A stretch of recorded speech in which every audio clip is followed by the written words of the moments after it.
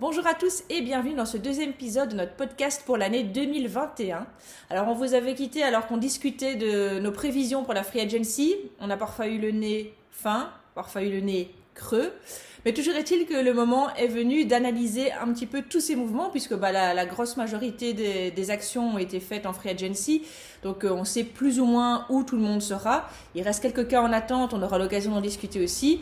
Et on va en décrypter plusieurs avec vous. Alors pas de dispute, pas de jaloux, on va aller dans l'ordre chronologique. Et donc on va commencer par peut-être ce qui malgré tout a quand même été le plus gros mouvement de cette Free Agency.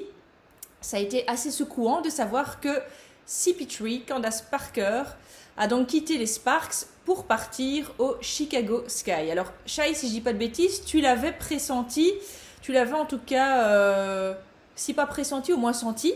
Et qu'est-ce qui t'avait guidé vers ce choix? Pourquoi? C'était la fin de saison, avec les Sparks. Encore une fois, ça s'est pas très bien terminé. Il y avait tout le passif avec Derek Fisher. Là, moi, je m'étais dit que si même là, avec une équipe qui était franchement bien armée par rapport à beaucoup d'autres où il y avait des absents, si même là, ça se passait pas, ça suffisait pas. Voilà, à la fin de la saison, je sais pas si vous vous souvenez, elle avait dit quelque chose du genre, il va falloir que ça bouge, en gros, sinon, il me reste pas tant de temps que ça, même si je suis fidèle à Los Angeles.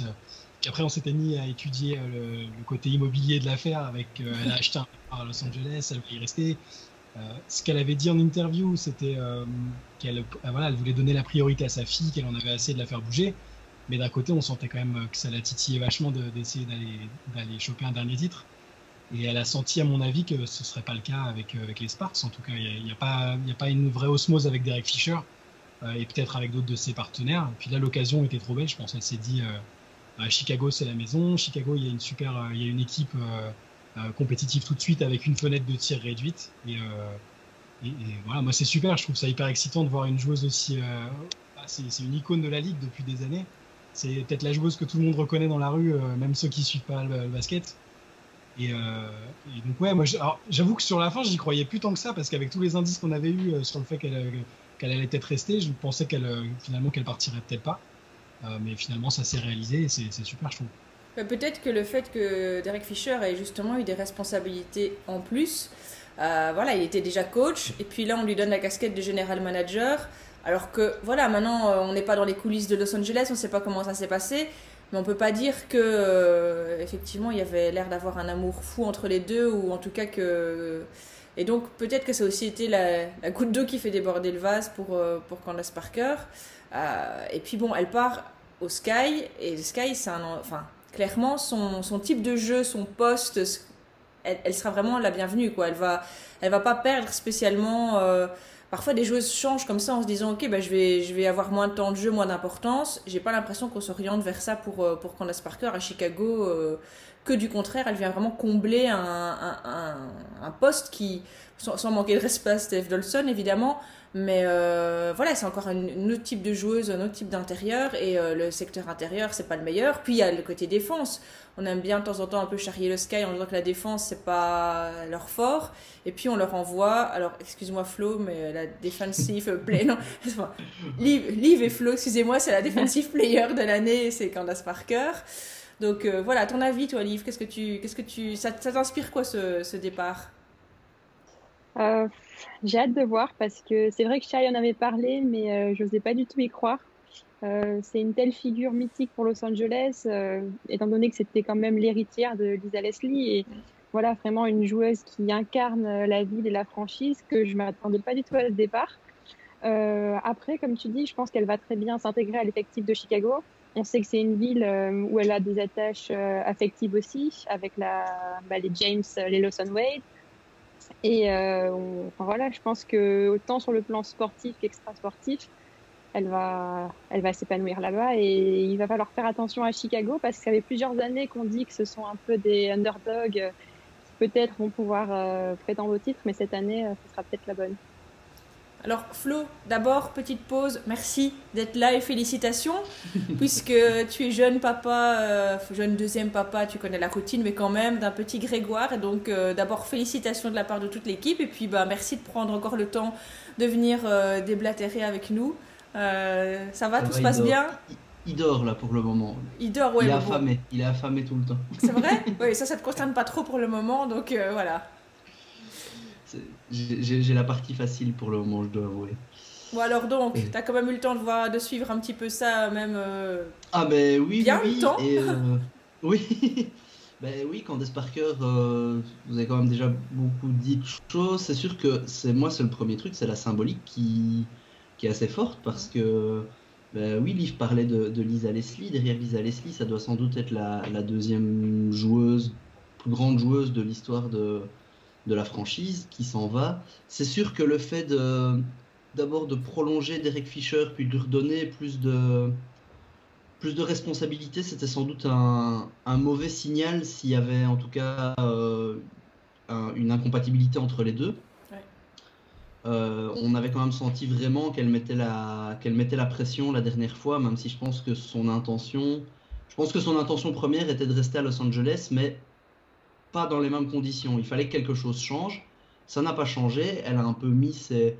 Je sais pas s'il faut parler de menaces, mais en tout cas, elle s'est dit non, tant pis, j'y vais. J'ai une opportunité là-bas dans une franchise que je sens bien. Comme tu l'as dit, Steph, une franchise où elle a la place. Parce que bon, soit elle jouera au poste 5, soit au poste 4. Mais pareil, au poste 4, il y avait des séquences avec Shane Parker ou Azura Stevens. Avec tout le respect que j'ai pour ces joueuses qui ont été très précieuses la saison passée, on a quand même senti que justement dès qu'elles ont été blessées, l'équipe de Chicago a plongé, et donc là c'est quand même une autre assurance qu'on vient mettre soit dans les ailes ou en tout cas à l'intérieur. Moi je suis assez intrigué de savoir le jeu que va pouvoir proposer Chicago, qui jusque-là était plutôt un jeu drivé par Courtney Vandersloot avec un peu de shooteuse autour, et où au final ce poste 4 servait surtout à défendre, et là la meilleure joueuse de l'effectif, elle est au poste 1 ou elle est au poste 4-5 ? Ouais. C'est un nouveau duo à trouver, et donc c'est assez excitant, voir comment ça va impacter la défense, vous en avez parlé aussi. D'un point de vue d'un supporter neutre, d'un observateur neutre, je trouve ça hyper excitant. Après, je crois que si j'étais supporter de Los Angeles, j'aurais un seum infini. Il doit être probablement le cas. Alors, deuxième, donc voilà, on va clôturer Candace Parker ici parce que sinon on va commencer à s'aventurer déjà dans les previews et dans nos pronostics, et ça, ce sera pour un podcast futur. Mais on va pas se mentir, là il y a eu un step-up de Chicago pour suite à cette arrivée. Maintenant, jusqu'où, ça on aura l'occasion d'en déblatérer une autre fois. Alors, le deuxième mouvement dont on va parler, c'est aussi une joueuse historique qui quitte une franchise, c'est Kayla McBride. Puisque Kayla McBride a quitté les Las Vegas Aces pour aller au Minnesota Lynx. Alors, Kayla McBride, elle a été draftée par les San Antonio Stars, qui sont devenus ensuite les Las Vegas Aces. Donc voilà, c'est aussi une joueuse qui n'a connu qu'une seule franchise finalement, et qui s'en va. Alors, on a tout de suite envie de se dire, Cheryl Reeve, encore elle, parce qu'effectivement, elle a été... on sentait que Kimac allait partir, et c'est encore une fois une très belle addition pour les Lynx. Je sais pas ce que tu en penses, Liv. Oui, je suis assez contente pour Kayla McBride qu'elle puisse prendre un nouveau départ après cette saison assez difficile où on l'avait vue quand même assez éteinte, où elle n'avait pas eu l'occasion de développer son jeu comme les années précédentes. Je pense que ça va être un bon renouveau à Minnesota, qu'elle va être en duo sans doute avec Crystal Dangerfield à l'arrière, au poste arrière, et que ça peut être un duo sacrément dynamique, deux filles super rapides, bonnes shooteuses qui pourront insuffler un rythme à toute l'équipe. Et puis, de toute façon, on sait qu'avec Cheryl Reeve, elle trouve toujours un moyen de créer une harmonie entre ses joueuses. Donc, je pense que c'est vraiment une bonne chose, ce départ de Kayla McBride. Et toi, Flo, ça t'a inspiré quoi? D'ailleurs, très bien de tousser dans le coude. Très bon les gestes barrières, bravo. Très Covid. Très Covid. Tous anti-Covid. Ok, Mac, on sentait un petit peu son départ, hein, on en avait parlé, le fait que son utilisation avait été assez particulière par Bill Laimbeer la saison passée. Donc c'est vrai qu'on sentait bien qu'il y avait peut-être quelque chose. Alors est-ce que c'est elle qui était moins bien? On a parlé de ses problèmes de santé mentale sur lesquels elle s'était penchée en cours de saison. Est-ce que c'était ça? Est-ce que c'était le type de jeu que Bill Laimbeer avait voulu faire passer? Enfin, il y avait quelque chose qui fonctionnait pas, ou bizarrement, la saison passée. Et là, elle a sans doute voulu donner un second souffle à sa carrière. Et Et le fit est quand même vachement bon à Minnesota, dans le sens où les lignes arrière n'étaient pas du tout là où elles étaient les plus fournies la saison passée. Pour ajouter une joueuse qui, en plus, avec son profil de shooteuse, peut se greffer à n'importe quel effectif. On parle d'une All-Star, chapeau Cheryl Reeve, quoi. Et au bout d'un moment, elle saoule, mais elle est toujours là. Et c'est une magnifique addition. On l'avait un peu senti aussi, hein, c'était une espèce de rumeur. Avant que ça ne soit une rumeur, les gens, comme si le fit paraissait évident, les gens parlaient déjà de K-Mac à Minnesota, et donc ça finit par être confirmé, ce qui fait qu'on était presque plus étonnés, alors qu'en fait c'est quand même un move assez marquant, parce que comme tu dis, c'est la franchise où elle avait été draftée, donc je pense qu'aussi que c'est un très bon coup pour elle, pour Minnesota, et pour Las Vegas, vu l'utilisation qu'ils en faisaient, c'est peut-être pas spécialement une grosse perte, mais par contre c'est dommage parce que le potentiel était là de faire autre chose, je pense. Toi, Shai, tu penses que ça va la relancer? Tu penses qu'à Minnesota, elle peut vraiment redevenir la K-Mac qu'on a connue il y a quelques saisons? Je pense complètement, parce que ça reste une des arrières avec une des palettes offensives les plus complètes de la ligue. Je pense effectivement que c'est le meilleur contexte pour elle. Elle va être responsabilisée offensivement. Elle était un peu planquée, mine de rien, sous-utilisée à Las Vegas. Et là, à mon avis, je sais qu'elle a parlé du fait qu'elle avait déjà discuté avec Cheryl Reeve de son utilisation et qu'elle allait clairement avoir plus de responsabilités et plus de tickets shoot qu'elle n'en avait à Las Vegas. Et je pense qu'il faut aussi voir au niveau de la stratégie de Minnesota pendant cette free agency, ils ont aussi rajouté Aerial Powers, qui aura aussi pas mal d'opportunités de briller offensivement. Là, les deux, McBride et Powers en même temps, c'est deux armes. Alors, je suis vraiment très, très, très, très impressionné par ce qu'a fait Minnesota sur cette free agency. Un beau boulot. Alors maintenant, si vous aviez un doute sur l'amitié qui lie les membres de la team Swiss, sachez qu'il y a eu une passation. C'est-à-dire que Liv a dû céder Alysha Clark à notre Flo. Mais ça s'est fait dans l'amour, l'amitié et des belles promesses. J'étais là, j'ai tout vu. Ça a vraiment été, tu me promets d'en prendre soin, j'en prendrai soin comme de mon enfant. Et tout se passe d'ailleurs pour le mieux. Et oui, Alysha Clark, l'emblématique joueuse du Seattle Storm, a donc rejoint les rangs des Mystics. Alors Flo, en prenant quand même des pincettes pour ne pas heurter notre ami Liv, laisse éclater ta joie, vas-y. Non mais c'est parfait, on parlait de K-Mac et de son style de jeu qui pouvait se greffer sur n'importe quel effectif. Alysha Clark, c'est exactement la même chose. C'est une joueuse qui défend le plomb. On rigolait tantôt du fait qu'elle aurait pu être Defensive Player of the Year la saison passée. Ses pourcentages à 3 points sur les 2 dernières saisons, c'est indécent à quel point elle met dedans. Donc c'est vraiment une joueuse qui, dans le cadre du jeu que pratique Washington, elle va juste être parfaite. Moi, c'est une joueuse que j'avais déjà de toute façon appris à apprécier quand Julie Allemand joue à Lyon. Et donc, comme j'aime beaucoup Julie Allemand, c'est un secret pour personne, j'avais tendance à pas mal suivre les matchs de Lyon. Et donc, fatalement, on voyait aussi tout le boulot que faisait Alysha Clark à Lyon. C'est une joueuse qui était un peu elle n'est pas en retrait, mais l'effectif du Storm était tellement bourré de talent, de joueuses offensives dans tous les sens, que Alysha Clark, elle avait presque un rôle de l'ombre au sein de Seattle. Mais quand on regarde, vous savez que j'aime bien les stats aussi, quand on commence à regarder les stats avancées d'efficacité sur une équipe, sur les victoires, le ratio de victoires, Alysha Clark, elle fait juste partie du top 3 de la ligue en termes du côté valuable qu'elle a sur une équipe. Donc moi, je peux que me réjouir d'avoir une joueuse comme ça, qui même si elle est plus toute jeune, elle apporte une expérience et elle a déjà 2 titres. C'est juste parfait. Donc oui, j'en prendrai soin comme de mon enfant. Et Liv, est-ce que tu as surmonté la peine? Oui, je l'ai surmonté. Elle va chez Flo, c'est un rival, un rival que j'apprécie, donc je sais qu'il saura prendre soin d'Alysha dans son équipe. Après, c'est vrai que c'est un petit crève-cœur parce que c'est une page qui se tourne dans la mesure où le Storm, c'est vraiment la première équipe qui a véritablement donné sa chance à Alysha Clark. On sait qu'elle avait été draftée à San Antonio, puis qu'elle avait été coupée peu après. C'était un choix de 2e round de draft, donc pas forcément un des talents les plus brillants de son année. Et finalement, au fil des ans, elle a su s'imposer au Storm à la manière d'autres joueuses dont on parlera peut-être. Mais voilà, finalement, elle franchit encore une étape dans sa carrière et elle va rejoindre une équipe où elle aura sans doute un rôle encore plus important que celui qu'elle avait déjà.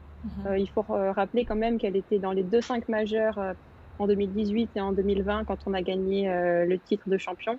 Et c'est vraiment un élément décisif de l'équipe qui s'en va. Mais j'espère qu'elle aura encore une belle carrière et des réussites. Alors toi, Shai, qui est moins dans l'émotion, tu en dis quoi de ce move? C'est un des moves qui m'a surpris quand même finalement parce que on savait qu'elle pouvait prétendre à plus à un salaire un peu plus ronflant. Mais j'imaginais quand même bien Seattle cibler le fait qu'elle était essentielle au succès de l'équipe, en défense évidemment, notamment. Donc j'y m'y attendais pas forcément. C'est ce qu'on appelle une prise de guerre pour moi, parce que Washington et Seattle, c'est deux équipes que je vois s'opposer. Quand ces deux équipes-là sont au complet, pour moi, ça peut être une finale sans aucun souci.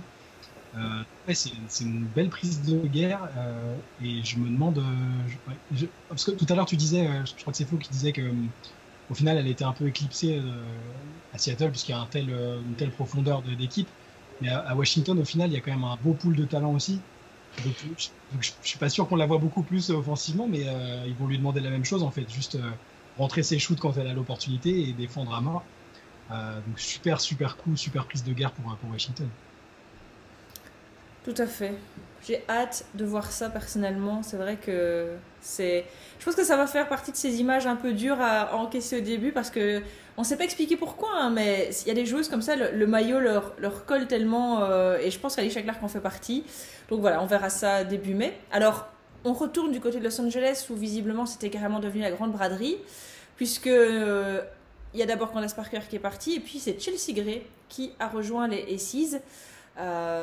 Donc en gros du fameux triumvirat Ogwumike Parker Chelsea Gray, il restera plus que Ogwumike. Alors Chelsea Gray qui s'en va à Las Vegas, c'est évidemment aussi une grosse addition dans une équipe qui était déjà très bien placée puisqu'elles sont finalistes de cette année, et donc là on se dit finalement on rajoute encore un talent supplémentaire et pas des moindres, et aussi une joueuse un peu à la Kimak qui s'était un peu endormie ces dernières années, peut-être dans une équipe qui ne lui convient pas. Bill Laimbeer, autre style que Cheryl Reeve, mais lui aussi est capable parfois de faire des merveilles avec certaines joueuses, et donc Chelsea Gray qui se rajoute, ça peut faire très mal. Je sais pas ce que tu en penses, Liv. Oui, comme tu l'as dit, ça me fait pas mal penser au trade de Kemba qui est parti à Minnesota, parce que ça va être aussi l'occasion pour Chelsea Gray de se relancer. On l'a vu un peu en deçà cette année, même beaucoup. Par contre, je me dis que si elle retrouve le niveau qu'on lui a connu parfois, où elle est capable de mettre des tirs à la dernière seconde pour faire gagner son équipe, ça va être une sacrée addition pour Vegas qui a besoin de ce côté clutch dans des finales, par exemple, ou lors des playoffs, puisqu'ils auront encore des ambitions très élevées. Donc, en plus, je trouve que le côté clutch, ça va bien avec la hype de Vegas, le côté peut-être un peu arrogant et les chambreries à la fin d'un match quand on gagne au buzzer. Donc, je pense que c'est un bon trade pour Bill Laimbeer. Et toi, Flo, tu penses que Bilou et Chelsea, ça va coller? Au niveau du caractère, on peut jamais vraiment savoir, mais Bill Laimbeer a l'air d'être un joueur qui, en tout cas, est apprécié d'être un coach qui est apprécié de ses joueuses. Donc après, à voir comment elle va être utilisée. Maintenant, il y a un côté qui va être différent par le fait que Kema qui est partie, elle revient, elle amène du shoot de nouveau, quelque chose qui avait tendance à manquer à Vegas l'année passée. L'avantage, c'est que c'est elle qui va avoir la balle en main. On voit quand même sur les dernières saisons que Vegas avait un peu du mal à trouver sa meneuse parce que Kema n'est pas une meneuse. Ils hésitaient entre eux, est-ce qu'ils mettent Kelsey Plum, Jackie Young. Il y a Dalian Robinson qui arrivait la saison passée, elle est repartie cette saison-ci. Là, ils vont avoir une meneuse All-Star qui est vraiment une des top meneuses de la ligue et qui va pouvoir vraiment faire un top duo avec A'ja Wilson à l'intérieur et Angel McCoughtry. Donc, sur le papier, je pense que ça peut vraiment, ça peut vraiment donner beaucoup de choses. Et comme tu le disais, le départ de nouveau de Los Angeles, où à mon avis vraiment il doit se passer des choses en coulisses, ou en tout cas il y avait une entente qui n'était plus là et un souffle nouveau qu'il fallait donner. Peut-être que la malédiction de Dallas a migré du Texas en Californie parce que tout le monde voulait se barrer de Dallas. Maintenant, on dirait que c'est... Enfin, on verra dans le move d'après que c'est pas vrai. Mais donc, toi, Shai, ton sentiment sur l'arrivée de Chelsea Gray au A6? Ah bah, les Aces ont une équipe franchement terrifiante. Sur le papier, c'est que du All-Star, que de la joueuse que des joueuses dans leur prime. Là, quand on y réfléchit, là, on n'est pas dans un mode preview, hein, mais quand tu penses qu'il y a Chelsea Gray, Kelsey Plum qui va revenir de blessure, quand même une grosse joueuse, avec McCautry, Cambage, Wilson, même il y a du banc maintenant, ils ont pris Rikuna Williams aussi. Ouais, ça fait un gros prétendant pour le titre pour moi, si tout le monde est là et en forme, encore une fois. C'est bien pour Chelsea Gray parce que effectivement on a l'impression qu'elles sont kilosées un peu à Los Angeles.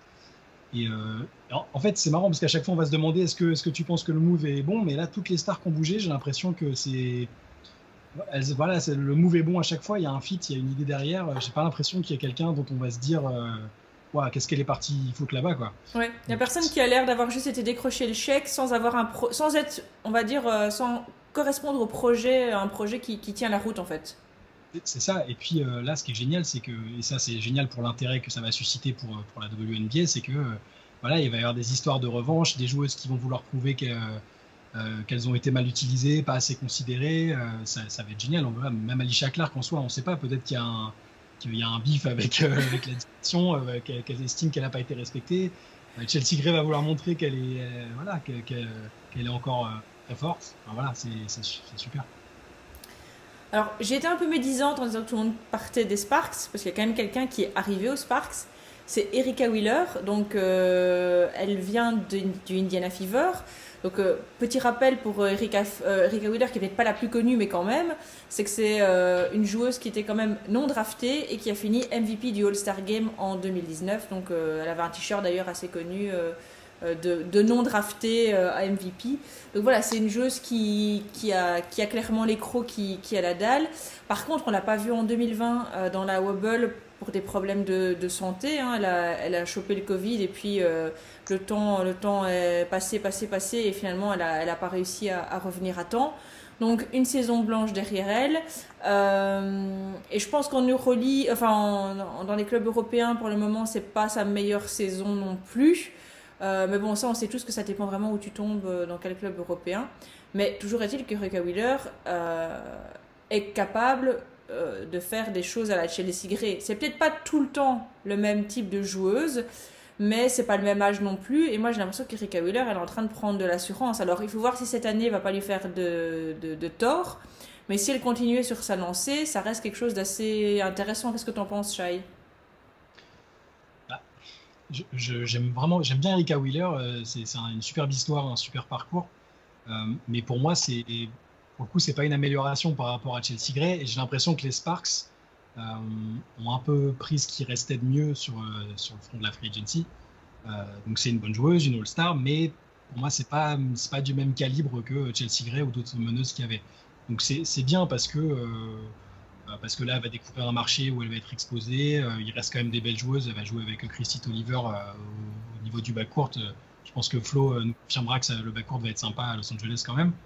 Il reste Ogumike. Bon, voilà, l'équipe est pas mal, mais j'ai l'impression que les Sparks sont un peu opérés par défaut, quoi.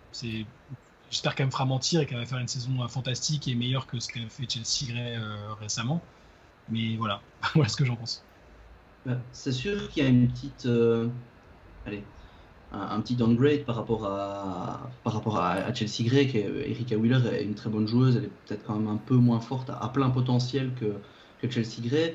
Maintenant, c'est sûr que, à part défaut, c'est peut-être un peu sévère, mais il y a un côté, ils ont limité la casse dans la mesure des possibilités. Et il y a un moment où, quand on voyait vraiment la free agency qui avançait, on se disait, mais en fait, ils ont perdu Chelsea Gray, ils vont juste pas la remplacer du tout. Et au final, tu récupères Erica Wheeler, ça va. Après, effectivement, oui, non, on va pas mentir, Erica Wheeler n'est pas Chelsea Gray, mais je pense que ça limite un peu la casse. Mais c'est vrai que par rapport au départ de façon globale de Los Angeles, on aura peut-être l'occasion de tirer le bilan plus tard, ça paraît un peu fade comme free agency si on fait le bilan complet. Maintenant, il faut savoir qu'Erika Wheeler a toujours évolué à Indiana. Et je pense que c'est beaucoup plus facile de montrer ses compétences et sa hype quand tu as une Candace Parker et une Ogui Mickey justement dans la raquette qu'à Indiana. Donc je vais pas mentir, hein, je pense aussi que Erika Wheeler c'est quand même un peu en dessous de Chelsea Gray. Mais elle a écrit un texte, très très beau texte, Wheeler, quand elle est partie d'Indiana, où elle explique tout l'amour etc. qu'elle ressent pour Indiana et en particulier pour Tamika Catchings. Donc elle est loin de cracher dans la soupe, mais on sait tous que briller à Indiana, c'est j'ai envie de dire presque 2 fois plus difficile que de briller à Los Angeles pour des tas de raisons en fait. Et donc moi je suis quand même contente de la voir là. C'est un défi, mais c'est aussi une belle occasion de encore monter, parce que je sais pas si elle aurait pu faire beaucoup plus à Indiana en l'état, évidemment. T'as un avis là-dessus, toi, Liv? Je pense que c'est un bon move pour elle et pour sa carrière. Ça s'inscrit dans sa progression globale de non draftée à ensuite joueuse cadre au Fever, All-Star, et puis maintenant une joueuse dans cette équipe mythique quand même que sont les Sparks. Après, c'est vrai que selon moi aussi, ça ne va pas compenser les départs du côté de LA. Voilà, je pense aussi au fait que du côté d'Indiana, ça va peut-être libérer encore un peu plus de place pour Julie Allemand, qui cette saison s'était imposée en l'absence d'Erika Wheeler. Peut-être si elle revient, elle n'aura pas forcément trop de compétition. Ouais, maintenant, peut-être le moment Enfin, non, on abordera tout à l'heure le problème, mais va-t-elle revenir? C'est le problème en fait de tous les Belges et Français de cette saison, mais ça, on en parlera après. Alors maintenant, on va sortir tous ces pincettes. On va faire très attention à ce qu'on va dire, parce qu'on va aborder un sujet très important avec lequel on ne badine pas, puisque Candice Dupri, la grande Candice Dupri, a été envoyée au Seattle Storm. Alors, le message est clair. Je pense que Candice a envie d'une bague supplémentaire. Elle va aller la chercher dans un endroit où il y a une chance de l'avoir. Quel meilleur endroit que d'aller chez les championnes en titre. Alors, Liv, je reste avec toi. Qu'est-ce que tu en penses de l'addition de Candice Dupri dans ton équipe? Alors, je suis très contente. C'est une joueuse, on le répète maintenant, mais quand même une joueuse de légende, une olympienne, etc., multiple All-Star. Et c'est vrai que j'avais plutôt l'impression avec cette free agency que le Storm était en train de reconstruire en partant vraiment sur des bases très jeunes autour du duo Jewel Lloyd-Stewie, avec d'autres jeunes comme Jordan Canada par exemple. Et le fait de recevoir, d'accueillir Candice Dupri, je trouve que c'est quand même une bonne nouvelle parce que ça va nous apporter de l'expérience, même si c'est pour 1 ou 2 ans. Ça fait que quand même sur le court terme, on aura les armes de se battre avec les autres équipes et de l'expérience en plus de celle dessous, ça peut pas faire de mal. Donc, contente d'accueillir Candice. Formidable. Flo? Mais tu parlais du fait que les envies de départ s'étaient déplacées de Dallas à Los Angeles. Je pense que les envies de départ elles se sont surtout déplacées à Indiana parce que bon, on n'a pas parlé aussi d'autres départs plus petits dans l'équipe, mais Indiana, ça commence à... Ça se vide. Hein. C'est la débandade. Là, il y a un mode reconstruction complet. C'est assez... Pas bizarre, parce qu'en fait, quand on voit les résultats... Quand on additionne le fait que les résultats sportifs sont assez moyens depuis un certain temps, et que la ville et que le marché n'est pas spécialement le plus attractif de base, c'est pas étonnant de voir Candice Dupri qui maintenant depuis 3-4 saisons je pense est là-bas et ça n'avance pas, elles n'ont pas fait les playoffs, donc il y a un moment elle s'est dit bon, moi je vais essayer d'aller quand même aller dans une équipe compétitive. Qu'on voit Erika Wheeler qui à mon avis s'est dit exactement la même chose, et moi c'est surtout cet aspect là que je retiens, de voir toutes ces joueuses d'Indiana qui se disent bon, le projet va nulle part, on s'en va, et est-ce que l'équipe n'a pas essayé de les retenir en se disant de toute façon on reconstruit, ou de toute façon leur envie de partir était actée. Voilà, il y a vraiment un gros départ d'Indiana. Après, pour l'arrivée à Seattle, oui, c'est de l'expérience et c'est toujours bon à prendre une joueuse comme ça qui a été championne, qui saura s'intégrer à un effectif. Je pense que la défense de Seattle risque d'en prendre un coup quand même. Je me demandais lequel serait le premier à me planter un couteau dans le dos, c'est donc toi. Mais je t'avais pas dit, je l'aurais dit. Voilà, je te couvre les fesses, hein, Shai. Mais non, quand tu perds Alicia Clark et que tu le remplaces par Candice Dupri, offensivement, on a encore vu que Candice la saison passée, elle était encore très présente. Elle a encore énormément de basket en elle. Défensivement, je pense pas que c'est une question de physiquement en être capable ou pas, parce que physiquement elle avait encore l'air assez affûtée. Mais en tout cas, l'année passée, à Indiana, elle avait pas envie de faire les efforts, c'était assez clair. Maintenant, rien ne dit que dans un nouvel environnement, avec une envie compétitive sur le côté, à côté de Stewie, ça va pas non plus la motiver à faire plus d'efforts qu'elle ne faisait à Indiana, où à mon avis, elle devait sentir que les carottes étaient cuites. Parce que là, elle aura quand même Sue qui va lui gueuler dessus. Enfin, moi, personnellement, si Sue me dit de faire l'aide défensive, de flotter, je flotte. Hein. Voilà, toute gentille qu'elle est. Donc, peut-être qu'on va la trouver en Eraser 2. On verra. Et toi, Shai, puisque le venin a été craché, t'as quelque chose à rajouter? Justement, j'ai que du bien à dire, parce qu'au final, même si effectivement, au niveau défensif, Seattle. D'ailleurs, c'est pas tellement avec Alicia Clark qu'avec Natasha Howard, donc on parlera peut-être plus tard, parce que numériquement, Candice Dupri va plutôt remplacer Natasha Howard. Je suis très content pour elle, parce que effectivement, ces dernières bonnes années m'auraient sans doute été un peu gâchées avec Indiana. Et là, le rôle qu'elle aura à Seattle, à mon avis, ils vont pas vraiment lui demander de défendre. Elle aura un temps de jeu, peut-être une quinzaine de minutes, 15-20 minutes par match, et elle sera là pour scorer, à mon avis, et apporter l'expérience. Pour revenir à Indiana, vu que Flo en parlait un peu, je l'ai déjà dit plusieurs fois, mais je suis un peu inquiet et sceptique sur ce que fait Tamika Catchings, même si ça peut être un crime de lèse-majesté, parce que c'est une légende parmi les légendes quasiment en WNBA. Mais là, depuis qu'elle est arrivée, justement, je sais pas trop ce qu'elle veut faire, en fait, parce qu'on a su qu'elle avait aussi quand même tenté de se positionner sur des gros free agents comme Candace Parker. Elle avait proposé pour Nneka Ogwumike aussi. Et derrière, on la voit faire des moves qui laissent penser que c'est plutôt une reconstruction par la jeunesse, et en laissant partir toutes celles qui veulent gagner un titre maintenant. Donc je suis très sceptique sur Indiana aussi. En fait, c'est toujours douloureux quand tu as quelqu'un que tu as trouvé bon dans un rôle qui peut l'être moins. En tant que fan des Knicks et des Bulls avant, vous imaginez l'ascenseur émotionnel de Phil Jackson pour moi personnellement, parce que c'est quand même celui qui a apporté tous les titres, et puis je le vois arriver à New York et finalement ça a été très très compliqué ce qu'il a fait. Ou même dans une autre mesure, vous savez aussi que je suis la première à défendre Cathy Smith, mais Cathy Smith, excellente joueuse à New York, ça a été compliqué. Tamika Catchings, c'est vrai que par rapport, on se dit toujours, quand quelqu'un a excellé dans un niveau, il va arriver à refaire la même chose ailleurs, mais voilà, tous les métiers sont pas les mêmes. Alors on va pas jeter Tamika Catchings avec l'eau du bain non plus, hein. Encore une fois, elle à Indiana, je pense que c'est plus facile de convaincre quelqu'un de venir à Chicago, New York, ce genre de ville-là. Mais oui, là, ça laisse... voilà, c'est difficile de comprendre. Alors après, peut-être que c'est une reconstruction forcée, et malheureusement, ce ne sont pas toujours les meilleurs. Donc voilà. Ça avait commencé l'année dernière. Le coup de Betaï Jalaini coupé, c'est quand même. Ouais. Ça a mis un peu la puce à l'oreille, quoi. Mais bon, on verra. On verra. Alors, dernier move sur lequel on va s'arrêter, c'est encore un crève-cœur pour Liv, désolé. C'est le départ de Natasha Howard et de Sammy Whitcomb vers New York.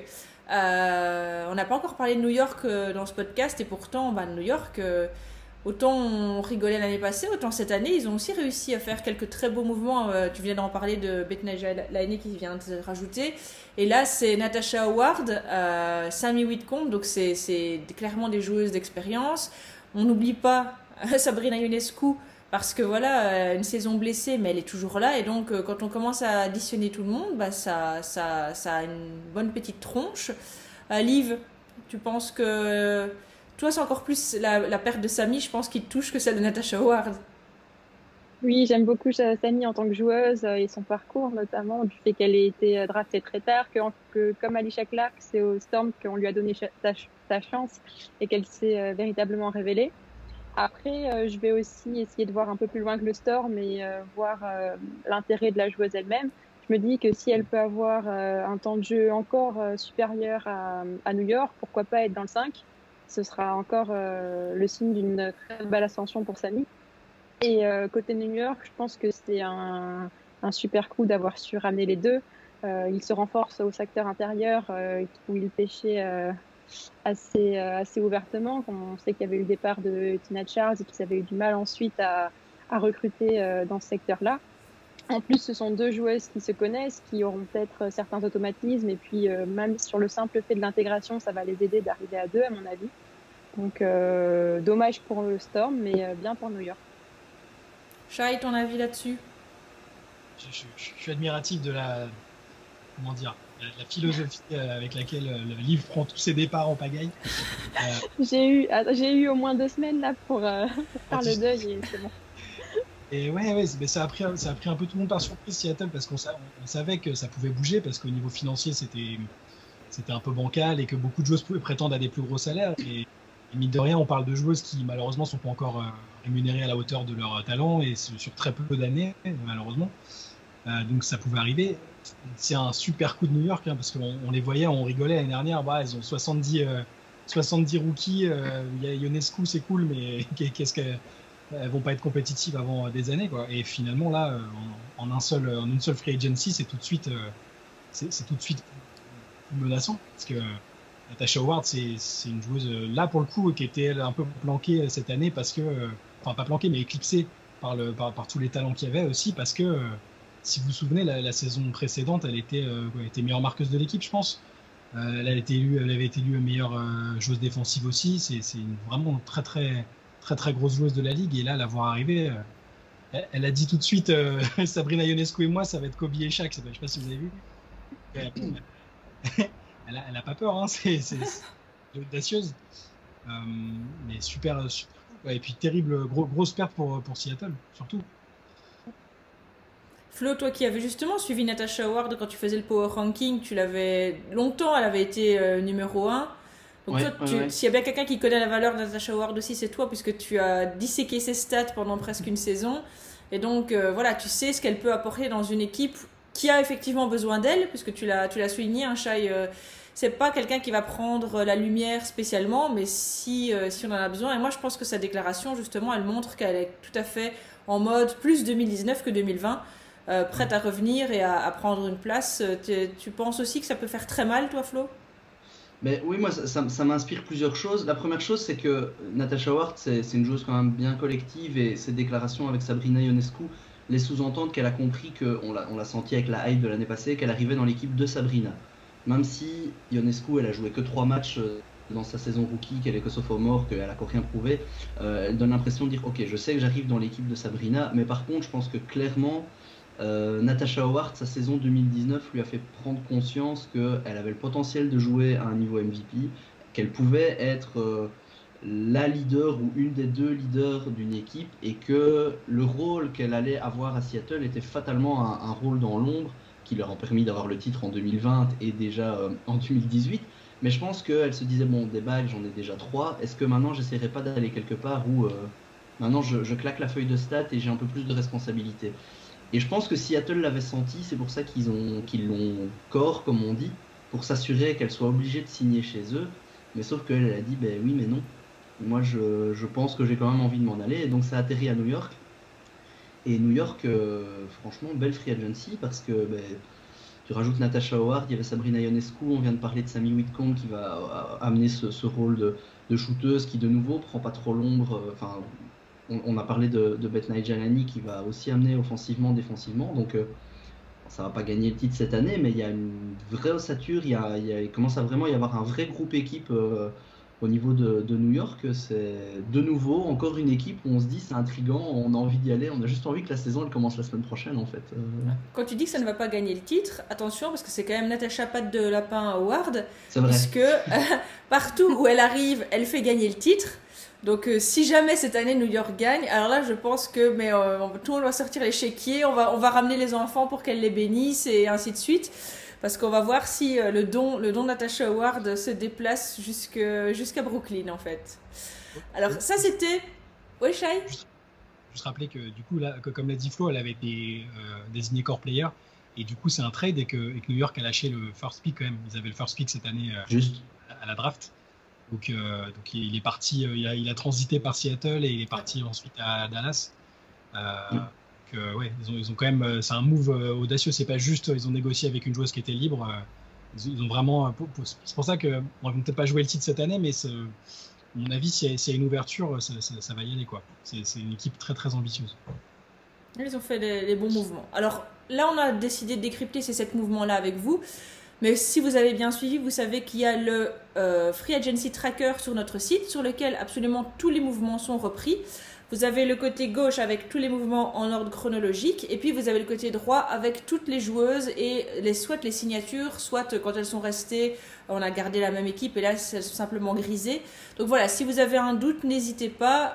Il est hyper à jour grâce au travail de One Copies de Shai, et donc n'hésitez pas à consulter le tracker. Il vous permettra vraiment d'être à jour et d'être sûr de n'avoir rien manqué, parce qu'il y a aussi eu d'autres mouvements très intéressants. Notamment, on n'a pas mentionné les resignatures.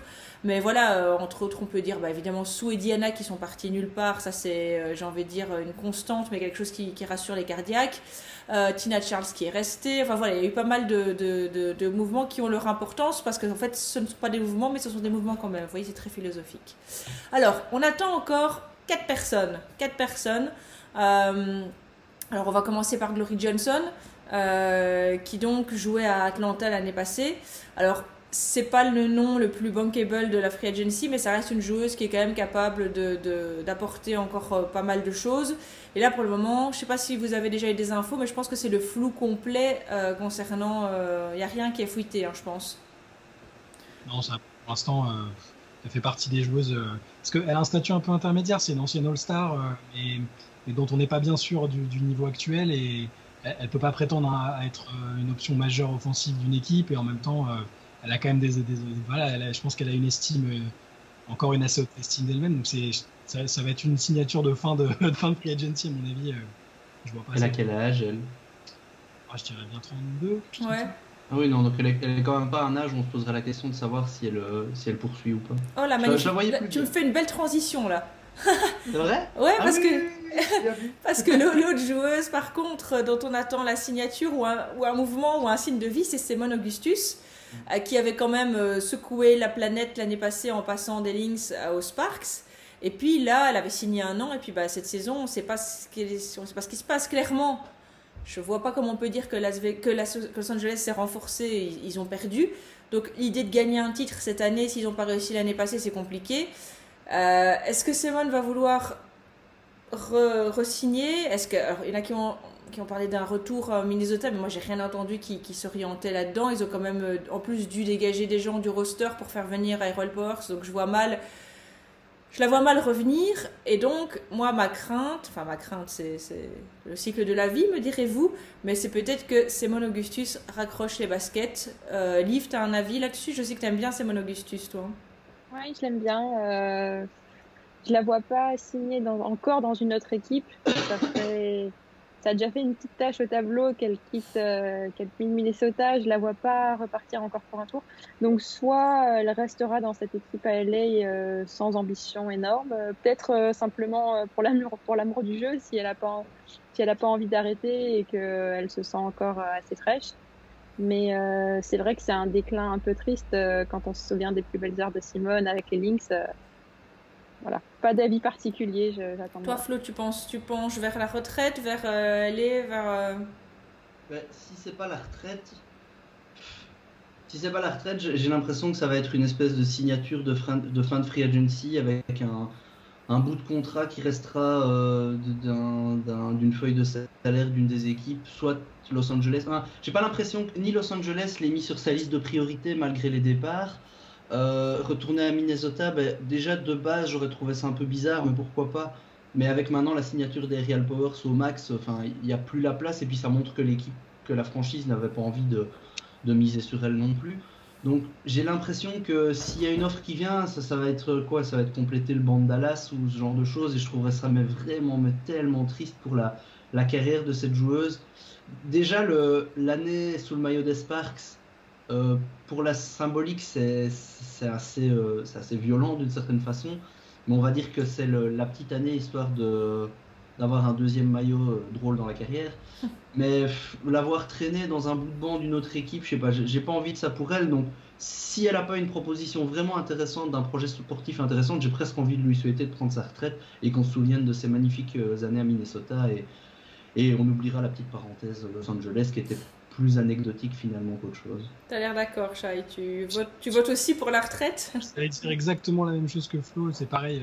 Je pense qu'elle devrait. Enfin, c'est un peu. C'est pas à moi de lui dire ce qu'elle doit faire.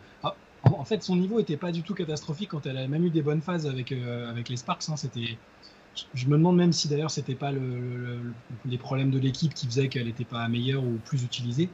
Donc je pense qu'elle a encore un peu d'huile dans le moteur, mais ouais, je lui souhaite presque d'arrêter pour pas que voilà qu'on identifie trop sa fin de carrière à des saisons poussives et loin de Minnesota au final.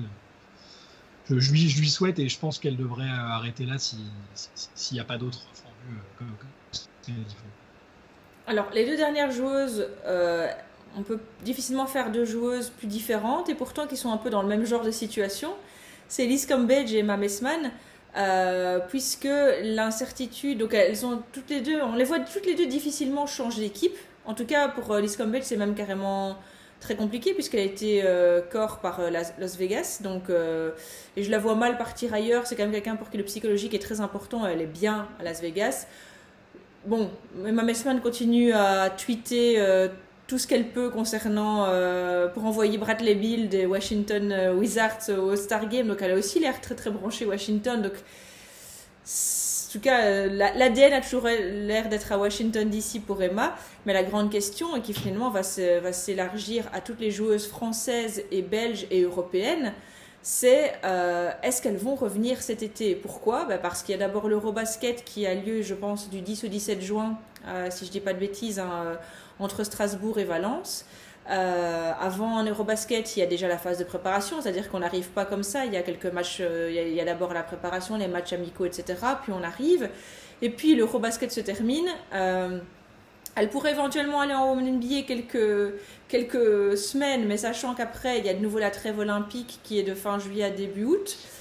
Donc, tout ça mis l'un dans l'autre, sachant qu'elles ont joué une saison en Europe toutes, on est en droit de se dire que ça risque d'être compliqué pour les joueuses. Alors, Liz Cambage, elle n'a pas l'Eurobasket, mais en tout cas pour les Françaises et les Belges, et là je tends même à Marine Johannes, à toutes ces joueuses-là, est-ce qu'elles vont faire le déplacement? Alors, certaines joueuses qui sont presque sûres de jouer les playoffs, on serait étonné de ne pas voir les Mystics par exemple en playoffs, pourraient encore se dire ok, Emma arrive après les JO et elle vient nous aider pour la phase finale. Pour des joueuses qui, là je pense plus à Julie Allemand, je ne sais pas par quel miracle Indiana pourrait se retrouver en playoff. Ne sait-on jamais qu'un truc sort de son chapeau maintenant, mais ça me paraît compliqué. Revenir, donc elle a joué, elle s'est tapée toute la saison au BLMA. Elle fait l'Eurobasket, elle fait les JO et elle vient après pour deux semaines, sachant en plus que les conditions sanitaires forcent peut-être une phase de quarantaine, ce genre de choses-là. On est au mois de février, on parle d'un mois de juin. Je pense qu'on a tous bien compris que les plans sur la comète, c'était extrêmement difficile à faire maintenant. Donc, comment sera la situation à ce moment-là? C'est vraiment compliqué. Donc, personnellement, je suis assez pessimiste quant à l'idée de les voir jouer. Je ne sais pas quel est votre avis, toi, de Flo, t'en penses quoi par rapport à Liz Cambage, Emma Messman et aux Belges et Françaises de façon générale? Pour moi, leur situation, elle est assez différente, même si je pense qu'elle va accoucher à la même chose. C'est-à-dire que Liz Cambage, elle n'a que les JO, comme tu l'as dit. Et les JO, ça concerne aussi toutes les joueuses américaines de Team USA qui sont en WNBA. Et on sait bien que les JO, c'est un truc super important pour les Américains et que la Ligue, même si on ne sait pas du tout comment sera le calendrier, à quoi ressemblera la saison, est-ce qu'on va être sur une deuxième bulle, est-ce qu'on va être sur un modèle plus comme sur la NBA, avec public, sans public. Pour le moment, on n'en sait absolument rien, mais on sait qu'ils prévoiront une trêve pour les Jeux Olympiques. Je n'imagine pas les choses autrement. Et donc, Liz Cambage pourrait tout à fait participer à la saison comme les Américaines au moment de la trêve olympique, rejoindre son équipe, et elle aurait les mêmes contraintes de quarantaine que vont avoir les Américaines et tout ça. Donc je pense que pour Cambage, la problématique logistique est moindre, mais Liz Cambage a toujours montré aussi que la WNBA n'était pas une priorité pour elle. Elle a fait certaines saisons, mais depuis qu'elle a été draftée, elle a joué 4 saisons en WNBA, alors que je pense pas qu'elle elle a rarement fait faux pas à son équipe nationale de mémoire, et donc je pense qu'en année olympique, elle pourrait mettre l'accent sur les sur son équipe nationale et les JO juste par principe, parce que c'est ce qu'elle a fait à chaque fois, et que donc elle pourrait ne pas venir juste parce qu'il y a les JO et qu'elle reste en Australie, qu'elle fait son truc en Australie, et voilà. Maintenant, ça c'est mon avis personnel. Pour Emma, il y a une problématique, et comme tu l'as dit, toutes les Européennes qui sont dans des équipes qui vont participer à l'Euro et aux JO, donc ça concerne au moins la Belgique, la France, je réfléchis, il doit y avoir peut-être la Russie dans le cas. L'Espagne, est-ce qu'on a des joueuses espagnoles? Non. Mais je sais pas s'il y a des joueuses espagnoles en WNBA. Les Italiennes, s'il y en a une ou deux, non. Enfin, les voilà, Allemandes, les Allemandes, Satoussa Bali. Mais elles sont pas au JO. Non, ah oui, c'est vrai, ce que je raconte. Je pense qu'il n'y a que l'Eurobasket, tu as raison. Oui. Enfin, je veux dire, de toute façon, ce qui nous concerne le plus, nous, et qui nous intéresse le plus, c'est les Belges et les Françaises. Et là, il y a une problématique logistique énorme parce qu'effectivement, comme tu l'as dit, des quarantaines avant, la préparation, l'Euro, mine de rien, peut-être prendre 2 jours de repos, soyons fous. Et puis derrière, enchaîner avec les JO. Donc, effectivement, j'ai peu d'espoir de voir, par exemple, Julie Allemand dans la Ligue. J'ai peu d'espoir de voir Marine Johannes cette année. Bria Hartley, il y a la problématique de sa blessure, donc c'est encore autre chose. Enfin voilà, après le cas Emma Messmann, pour revenir à celui qui nous intéresse, l'équipe a laissé la porte ouverte, mais à la fois en étant en mettant un peu la pression, dans le sens où ils ont un problème pour le moment, c'est que en gros ils doivent re-signer Natasha Cloud et Emma Messmann, et il n'y a pas assez de sous pour tout le monde. Donc, ils ont dit qu'ils voulaient garder quand même une part d'argent pour pouvoir avoir Emma Messmann après les JO et qu'elle puisse au moins venir sur la fin de saison et les playoffs. Maintenant, on n'a aucune idée de quelle somme ça représente. Ça a l'air du coup de bloquer un peu les négociations avec Natasha Cloud. Et donc, j'ai cru comprendre que l'équipe lui avait mis un peu un ultimatum en lui disant « Bon, on comprend que tu ne sais pas te décider, mais il faudrait nous dire quoi rapidement ?» Et donc, vu l'incertitude, j'ai quand même un peu l'impression que c'est pas évident que Emma soit là cette saison. Et je prépare mon cœur à ce qu'elle ne soit pas là pour que si elle est là au final, ce soit une bonne surprise. Mais j'ai l'impression qu'elle sera pas là non plus. C'est trop compliqué à envisager cette saison-ci. Shai, tu penses t'as quelque chose à rajouter par rapport à ce qu'a dit Flo? T'es d'accord avec lui? Je suis globalement d'accord. Pour Liz Campbell, par contre, j'ai l'impression qu'elle va venir déjà parce que effectivement, la possibilité de venir après les JO dans une équipe qui sera très compétitive et qui me paraît très bien placée pour disputer, pour qu'elle puisse gagner une bague.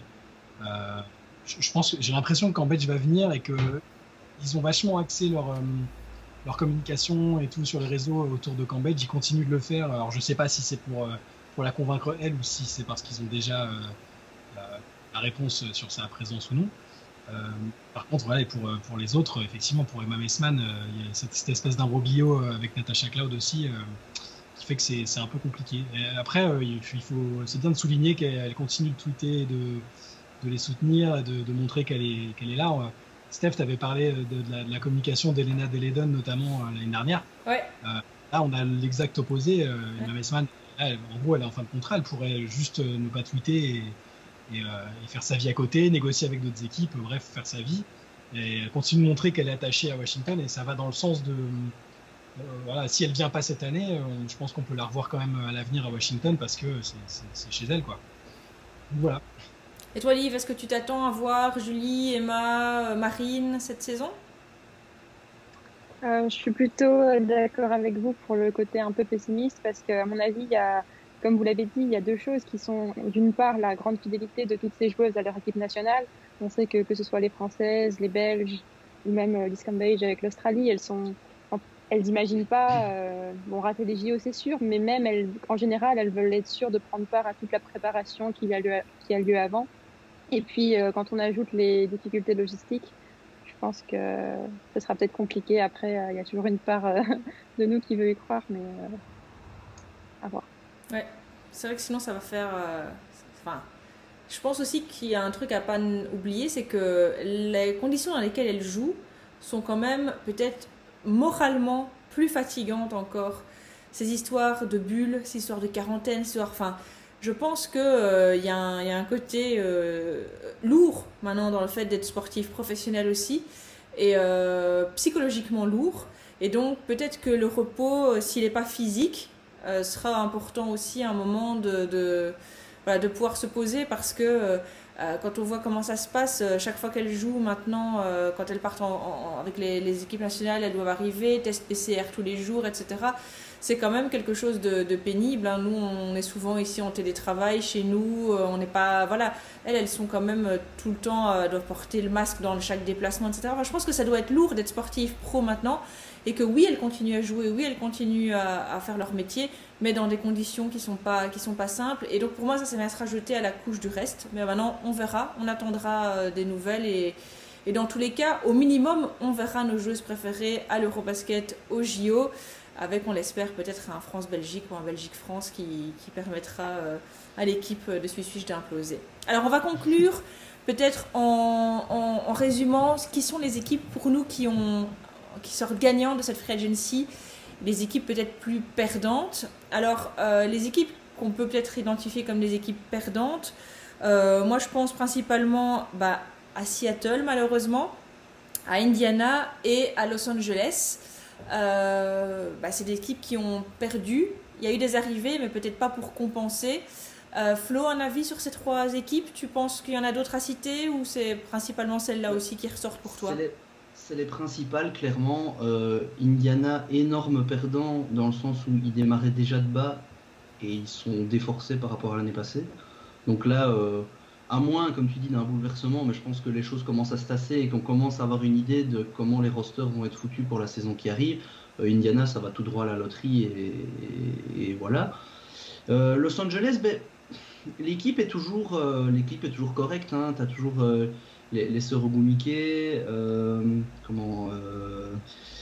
tu vas récupérer Christy Tolliver, tu as Erika Wheeler. Il y a une équipe quand même qui est toujours correcte avec des joueuses intéressantes, mais au niveau de la symbolique, tu as perdu Chelsea Gray et Candace Parker, qui étaient 2 de tes 3 meilleures joueuses. C'est fatalement quand même une perte, et l'équipe me semble quand même un peu moins forte que l'année passée. Maintenant, vu que c'était une déception en fin de saison, on ne sait pas, on peut être surpris, mais au moins sur la symbolique, c'est assez marquant. Et Seattle, c'est un peu la même chose en fait, dans le sens où l'équipe elle reste toujours super correcte. À partir du moment où tu as Brianna Stewart dans ton effectif, de toute façon, tu es bien armé. Tu rajoutes Jewel Lloyd, on en a parlé aussi la saison passée, qui était excellente. Tu as ramené Candice Dupri, Sue Bird est toujours là à la baguette. L'équipe reste hyper sérieuse. Par contre, tu as perdu ton axe défensif, Alicia Clark, Natasha Ward, qui a fait de toi la meilleure défense la saison passée. Donc ça, c'est quelque chose dont il faut réussir à se relever. Donc, je mettrais dans les perdants avec quand même un petit bémol, dans le sens où Seattle, ça reste quand même très très très très très sérieux. On n'est pas en train de dire qu'ils vont pas faire les playoffs et qu'ils vont aller drafter haut la saison prochaine. En fait, elles perdent parce qu'elles ont roulé sur tout le monde avant, et que ça va juste peut-être redevenir très, très haut, en fait, ça va juste peut-être redevenir un peu plus disputé, parce que c'est quand même une équipe qui a sweepé les 6. Donc voilà, c'est on a pitié, un livre, c'est pas ça, mais pas trop quand même, quoi. Mais... j'allais dire aussi que pour moi, on est perdant dans la mesure où on avait une équipe championne, où finalement tout roulait bien. Donc on peut se dire que n'importe quel changement, finalement, nous enlever une force. Après, si je suis aussi optimiste, c'est parce que je vois quand même une logique derrière tout ça, dans le sens où on garde un duo très fort de jeunes avec Brianna Stewart, Jewel Lloyd et même Jordan Canada que j'ai déjà mentionné. Et ça me paraît plutôt bon pour l'avenir. Je me dis que la franchise a un projet. Ça va être peut-être 1 ou 2 années de transition encore avec Sue Bird, avec Candice Dupri. Et ensuite, peut-être une nouvelle ère. Tu as envie de crier, c'est notre projet? Non, ça ira. Ah, ok, c'était une proposition. On n'a pas mentionné, mais pour remplacer Sammy Whitcomb, en fait, il y a Cathy Lou Samuelson. Ouais. Ah oui. C'est pas mal. Mais... Si elle affiche la même forme qu'elle a en Europe, qu'elle commence à aller mieux dans la tête, ce qui est très possible, c'est une shooteuse monstrueuse. Je pense, ça peut typiquement être la joueuse qui se révèle à Seattle dans une atmosphère très compétitive. Au final, c'est vrai qu'elles ont beaucoup perdu, mais j'arrive pas à me dire qu'elles vont être en difficulté. À partir du moment où tu as Brianna Stewart, que tu as encore Sue Bird, j'arrive pas à être inquiet pour eux en fait. Et puis surtout, c'est pas terminé, elles peuvent encore se renforcer pour augmenter un peu la qualité défensive qui a été perdue avec les départs de Clark et de Ward. Donc je suis pas plus inquiet que ça pour elles. Et pour les autres équipes qu'on a mentionnées, je suis d'accord complètement. Indiana, c'est loterie, Et les Sparks, ça peut être intéressant dans un certain sens parce on n'arrête pas de critiquer Derek Fisher parce qu'il a eu du mal il n'a pas réussi à coacher une équipe de stars, hein, c'est aussi simple que ça. Mais il y a des coachs, historiquement, qui sont moins bons avec des effectifs clinquants et qui arrivent à tirer le meilleur parti voilà, d'effectifs moins prestigieux et en coachant plus dur, quoi. Donc voilà, c'est la chance pour lui de montrer ce qu'il vaut avec un effectif différent. Non, mais il avait un effectif pour Onyx, il était mauvais aussi, hein, donc si je peux me permettre. Je sentais que... Alors les 3 équipes qu'on a identifiées comme les équipes qui ressortent peut-être un peu gagnantes de cette free agency, c'est Las Vegas, c'est Minnesota et c'est New York. Alors pour Las Vegas, t'as envie de dire, c'est un peu le contraire c'est l'équipe, elles étaient déjà très très haut et là elles ont encore réussi, donc ça commence à donner un peu le tournis. New York, ça c'est chouette parce que la roue tourne. Et puis Minnesota, on pourrait faire semblant d'être étonné et puis je le redis, mais à nouveau c'est Cheryl Reeve à la baguette, donc voilà. Shai, on va rester avec toi. Qu'est-ce que tu penses de ces 3 équipes? C'est vraiment ces 3 qui ont dominé dans les mouvements à faire?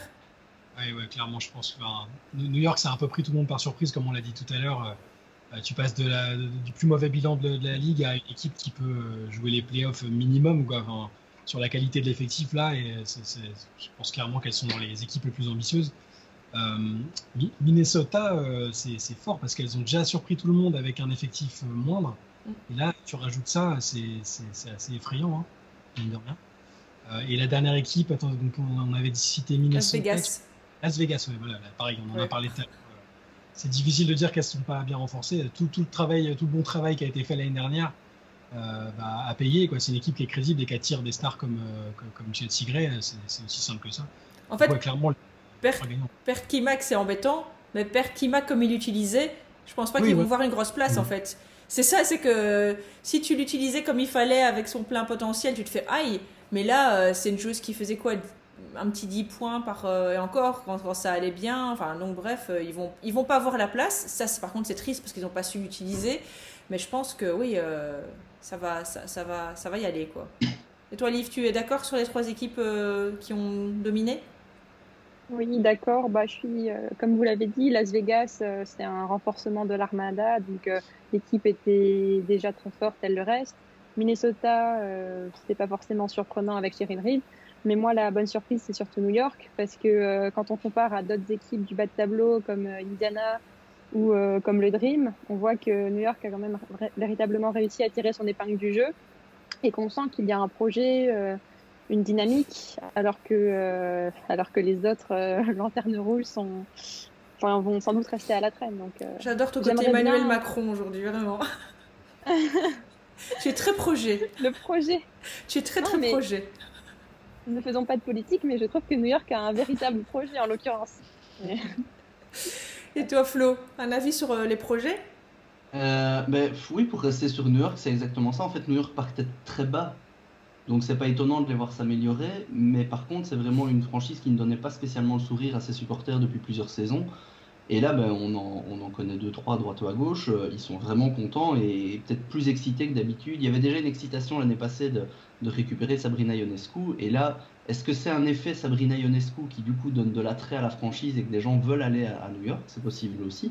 Mais en tout cas, ça évolue vraiment bien. Vegas, c'est fatalement dans les vainqueurs aussi parce qu'ils ont amélioré l'effectif alors qu'ils étaient déjà finalistes l'an passé. Maintenant, c'est pas l'amélioration la plus énorme par rapport aux autres, mais tu perds une joueuse et tu arrives à en récupérer une autre qui est peut-être globalement de niveau équivalent, mais qui va mieux fitter avec l'effectif pour moi, donc c'est parfait. Et alors Minnesota, on sentait au début, l'équipe est arrivée avec un effectif qui l'année passée, on l'a déjà dit plein de fois, on l'a sous-estimé clairement. Et on a vu ce que ça a donné. Et du coup, ils sont arrivés avec une flexibilité énorme sur le marché. Ils avaient plein d'argent à dépenser. Et qu'est-ce qu'ils l'ont bien dépensé, quoi. Ils repartent avec un effectif, mais... Oui, il y a Nathalie Achonneau aussi qui est arrivée. Et voilà, les 3 grosses arrivées, c'est Nathalie Achonneau qui va être une joueuse super intéressante et intelligente dans le front de courte. Et Aerial Powers, Kayla McBride qui vont juste... ça va pleuvoir des paniers à 3 points dans tous les sens, amener de l'énergie, c'est vraiment gros gagnant. Et par contre, dans les gagnants, j'en rajouterais quand même un quatrième, c'est quand tu récupères Candace Parker dans ton effectif. Oui, oui, c'est vrai. Je pense qu'il faut citer Chicago parce que ça leur a amené une troisième star dans l'effectif, à côté de Courtney Vandersloot et Ali Quigley, voire on pourrait même mettre Diamond DeShields en star en devenir dans l'équipe. Et tu viens vraiment rajouter un point d'ancrage à l'intérieur qui était peut-être ce qui leur manquait jusque-là.